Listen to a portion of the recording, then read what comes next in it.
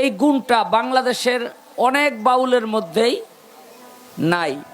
বেশিরভাগ বাউলই দেখবেন এটা পরিচিত সুরে কয়টা কথা বহাইয়া গান লিখে হালায়, কিন্তু একমাত্র আমার ওস্তাদ আবুল সরকার কারো সুরে কথা বহায় না, নিজে সুর করে নিজে নতুন গান লিখে। এই জন্য আমরা আমার ওস্তাদ নিয়ে গর্ব করি। সে ছোট না বড়, আসলে এইটা আমরা কখনো দেখি না। কিন্তু অনেকে মনে করে শাহ আলম সরকার এটা কোন আবুল সরকারের ছাত্র, কারণ তিনজন আবুল সরকার, এই তিনজনই সেই রকম রমনা সমনা, কেউ থেকেই কম না। এই জন্য আমরা ওই নাম্বারটা লাগাই, এক নাম্বার। কেউ যেন ভুল করিয়া, একজনে চিঠি লেখছে, নাম হইল ইমন্দির, উপরে টান দিতে গেছে ভুললা, বিদেশতে তো আইছে চিঠি, মানে পিয়ন লইয়া ঘুরতেছে এই গ্রামে হোমন্দি কার না। ইমন্দির রস্যইর উপরে টান না দিলে কি হয়? হোমন্দি। হ্যাঁ, তা এই জন্য আমরা টান টিকার দিয়া দেই যে আমরা কোন আবুল সরকারের ছাত্র ইমন্দি যেন হোমন্দি না, কেউ যেন ভুল করিয়া অন্য কোন আবুল সরকারের ছাত্র মনে করিয়া না বহে, এই আর কি। এরপরে আমগো ওস্তাদের অ্যাডভাইস, এটা তো আমরা করুমই। হ্যাঁ, এই বাদামালা বাবা, তুই আর ঢুকিস না ভিতরে। একটা ছোট্ট কথা বলি, যদিও গল্প, তারপরে শিক্ষণীয়। এক বেটা গেছে মরিয়া, গেছে আল্লাহর কাছে, আল্লাহ কয় তোর উপরে আমি সন্তুষ্ট, তুই দুজকে যাবি না বেহেশতে যাবি। বেটায় কয় কি চান্সটা দিছে আমারে, কয় তাই আল্লাহ এত বড় সুযোগ দিলেন, দুজক দেখি নাই বেহেশত দেখি নাই, কোনটা যে আরামের আগে দেখ গেল। এমনও তো হইতে পারে বেহেশতে দুজকে আরাম বেশি। কয় তুই কোনটাই যাবি কবি না, কয় তো দেখ লই, ফেরেস্তা কয় তোর ঘুরাইয়া লই আয়। গেছে দুজকের মধ্যে, গিয়া দেখে বাবা রে বাবা, মানিকগঞ্জের আবুল সরকার গান গাইতেছে, আলেয়া বেগম গান গাইতেছে, হ্যাঁ আইনাল কাকায় গান গাইতেছে, বেদের মেয়ে জোস্না আপনার যাত্রাপালা ছাড়ছে। তাই বেটায় কয় দেখলাম এবার একটু ব্যস্তটা দেখি, লয়ে গেছে ব্যস্তে, গিয়া দেখে এই ধারেতে চাইলে এই ধারে 200-400 কিলোমিটারের মধ্যে কোনো মানুষজন নাই, ও একলাই আটতাছে, আঙ্গুর গাছের গোড়া উপরে আর মাথা হইল নিচে, মনে মনে কইলেই খালি আঙ্গুর মুখের মধ্যে বাড়ি খায়। কিন্তু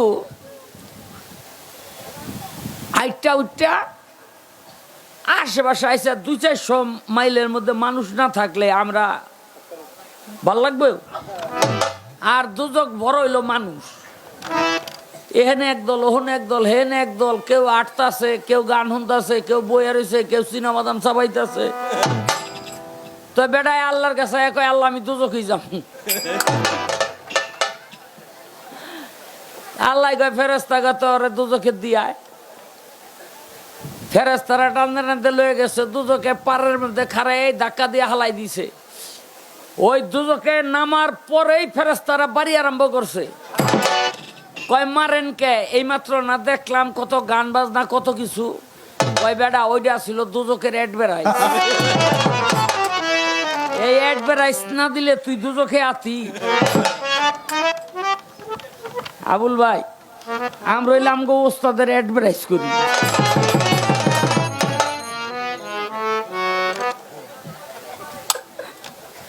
বুঝলেননি, ওস্তাদের অ্যাডভাইস করি, একটা গান গাইয়া লই মেরাজের পক্ষ থেকে।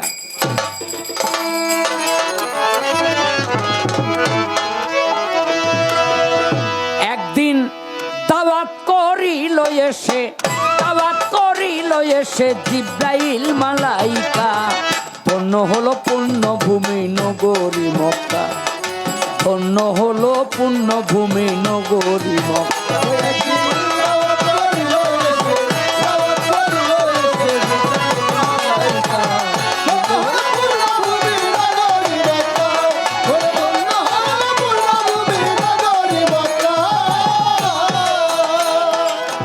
আল্লাহর আদেশ পাই জিব্রাইল দাওয়াত লইয়া যায় মক্কা নগর উম্মে হানির ঘরের দরজায়। আল্লাহর আদেশ পাই জিব্রাইল দাওয়াত লইয়া যায় মক্কা নগর উম্মে হানির ঘরের দরজায়। যাইয়া দেখে দরজা বন্ধ, ভিতর দেওয়া খিল।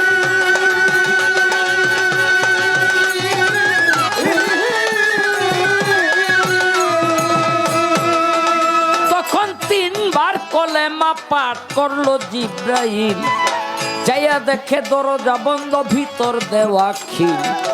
তিনবার কলেমা পাঠ করলো জিব্রাইল। দরজা খুলিয়া গেল, ঢুকিল ভিতরে। ভিতরে ঢুকিয়া জিব্রাইল দেখতে পায় নজরে একটি কোন মশারির নিচে চিকন চাদর গায়। দিনের নবী শুয়ে আছে দেখিবারে পায়। এই কাণ্ড দেখে জিব্রাইলে ভাবতেছে অন্তরে, ডাক যদি দেই আমি দিনের মোস্তফারে। এই কাণ্ড দেখে জিব্রাইলে ভাবতেছে অন্তরে, ডাক যদি দেই আমি দিনের মোস্তফারে। ডাক শুনিয়া দুঃখ যদি নাই নবী, ওরে ডাক শুনিয়া দুঃখ যদি নাই নবী অন্তরে, গুনাহগার হইয়া যাব আল্লাহর দরবারে। ডাক শুনিয়া দুঃখ যদি নাই নবী অন্তরে। এই কথা ভাবিয়া কি জিব্রাইল করে তখন আয়, পবিত্র কদম দুটি তার বুকেতে জড়ায়।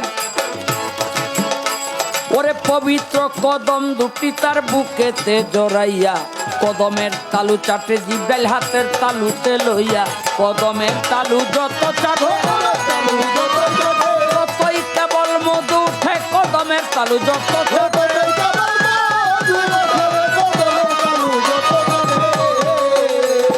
জিব্রাইল কয় এমন শরাবন অমৃত সুধা, কোনদিন করি নাই আহার মিটে নাই ক্ষুধা। জিব্রাইল কয় এমন শরাবন অমৃত সুধা, কোনদিন করি নাই আহার মিটে নাই ক্ষুধা। কদম চাটিয়া জিব্রাইল পিপাসা মিটাইল, ঠান্ডা পাইয়া দিনের নবী জাগিয়া উঠিল। কদম চাটিয়া জিব্রাইল পিপাসা মিটাইল, ঠান্ডা পাইয়া দিনের নবী জাগিয়া উঠিল। জিব্রাইলে কয়া রাসূল, জিব্রাইলে কয়া রাসূল আসসালামু আলাইকা।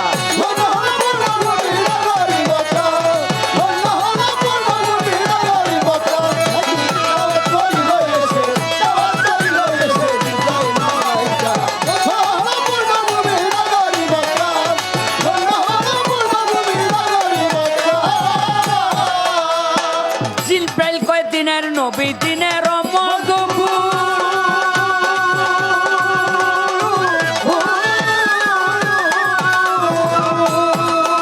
আপনার দোস্তে করেছে দাওয়াত করেন না কবুল। জিব্রাইলে কয় দিনের নবী দিনের মকবুল, দোস্তে করেছে দাওয়াত করেন না কবুল। নবী বলে দাওয়াত কবুল হইবে মেরাজ, 2 রাকাত পড়িতে হয় মোর শুকরিয়া নামাজ।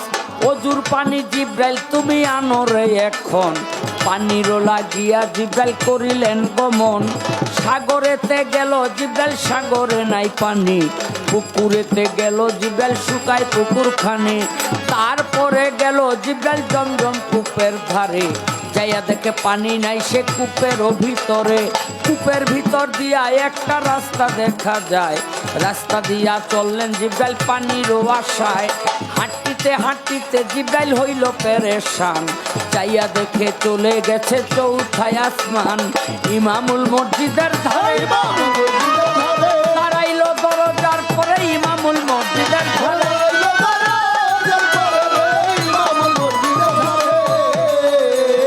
সেইখানেও দরজা বন্ধ, ভিতর দেওয়া খিল। 3 বার কলেমা পাঠ করলো জিব্রাইল, সেইখানেও দরজা বন্ধ, ভিতর দেওয়া খিল। 3 বার কলেমা পাঠ করলো জিব্রাইল। দরজা খুলিয়া গেল, ঢুকিল ভিতরে। ভিতরে ঢুকিয়া জিব্রাইল দেখতে পায় নজরে এক চিকন মশারির নিচে চিকন চাদর গায়ে, এক ব্যক্তি শুয়ে আছে বাম হাত দেখা যায়।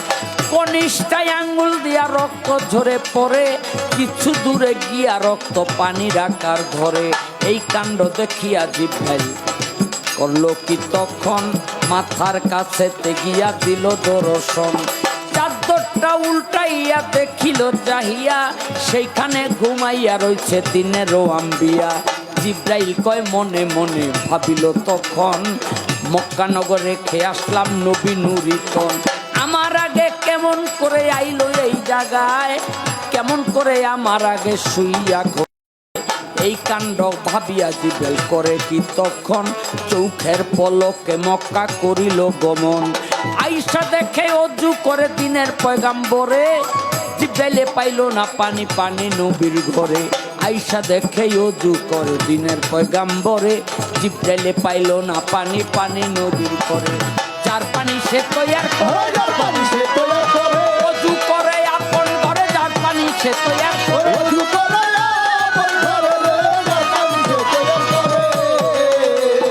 এই কাণ্ড দেখে জিব্রাইলের বুঝিতে নাই বাকি, ইমামুল মসজিদে জিব্রাইল কারে আসলো দেখি। এই কাণ্ড দেখে জিব্রাইলের বুঝিতে নাই বাকি, ইমামুল মসজিদে জিব্রাইল কারে আসলো দেখি। উস্তাদ আবুলের রচনায়, উস্তাদ আবুলের রচনায় গান বসত ফতুল্লাহ ধাপা।